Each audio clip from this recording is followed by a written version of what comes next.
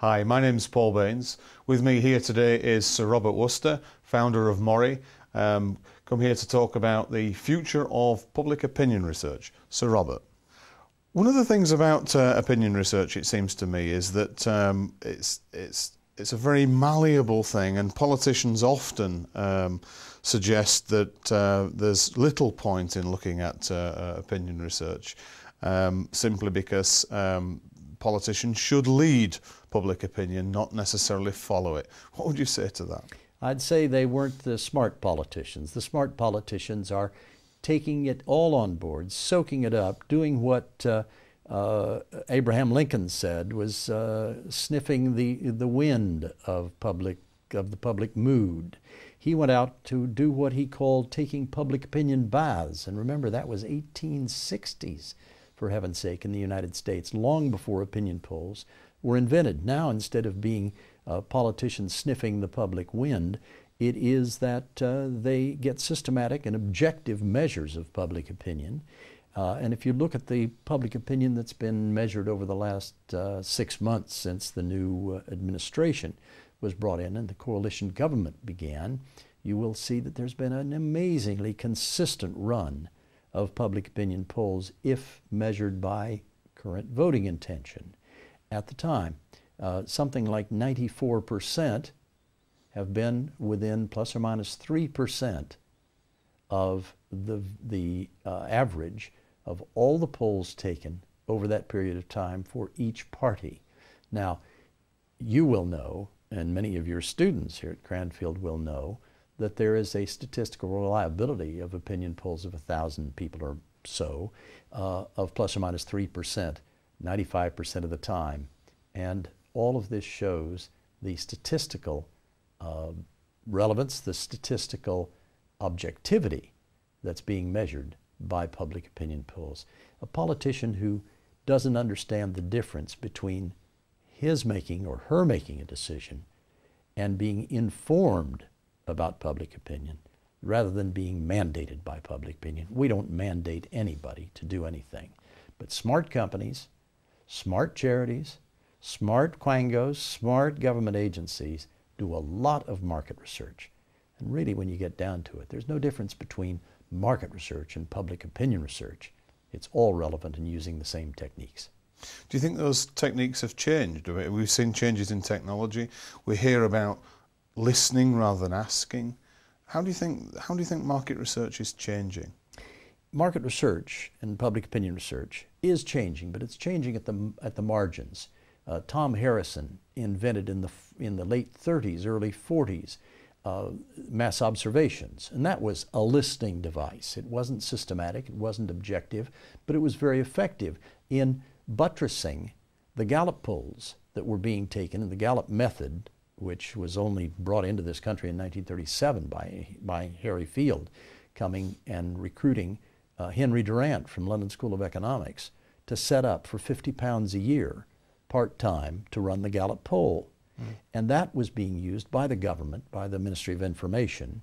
Alongside the mass observations was the listening. So you had the measurement and listening at the same time to inform Churchill and his government, his coalition government, to understand how the British people were feeling. And there's wonderful books of the Gallup findings back in the 40s that are always worth looking at and revealing what people said. They also include the worst question that I've ever heard in 1938, which was asked of the British public, are you in favor of direct retaliatory action against Franco's piracy? And in those 11 words broke 5 rules of good questionnaire construction. In terms of current techniques and new methods, how do you think that's changing the nature of public opinion research, market research? Well, they're different techniques, but they're doing the same thing, which is sounding the public's perceptions, really. And Epictetus, of course, the first-century slave philosopher, said perceptions are truth because people believe them, and nobody should listen to that and understand the wisdom of it more than politicians, closely followed by business and other executives making executive decisions over people's lives, whether they're the consumer, the staff, whoever they are, the publics of importance to them, and learning and feeling what they understand and know about their organization, their company, their brand, their product, whatever it is that they're researching. It seems to me that there could well be a change in the nature of the way that companies differentiate themselves. So 60s it was products, later on, sort of 80s onwards, it was more about brands. Mm-hmm. We seem since the 90s and the noughties, with the sort of era of sustainability, to have shifted to a situation in which companies are differentiating themselves on values. Does this invoke a new sort of possibility for public opinion research, market research?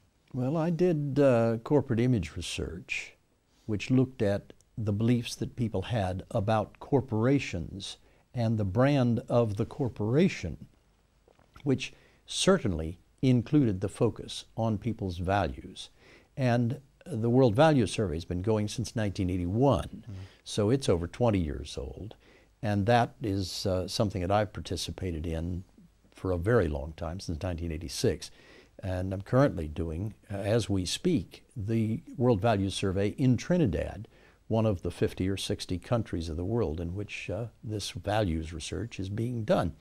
We've written several books on, myself and my colleagues have written several books on focusing very largely on people's values, because the values drive so much of people's behavior in terms of their shopping. Looking down at my feet, I'm seeing the shoes that my father wore, not the same shoes, but exactly the same model that he did. Now those are values that are very hard to change. I've used the same toothpaste for probably 50 years. I used to use the same kind of hairdressing, but I don't need that anymore.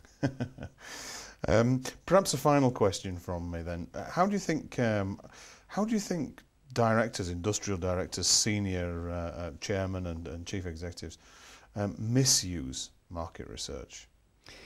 I think using it as a crutch to make the decisions that that you perceive the public want is not the right way to use market research. Market research should be used to help you make better judgments in the knowledge of what people think, rather than the absence of that knowledge.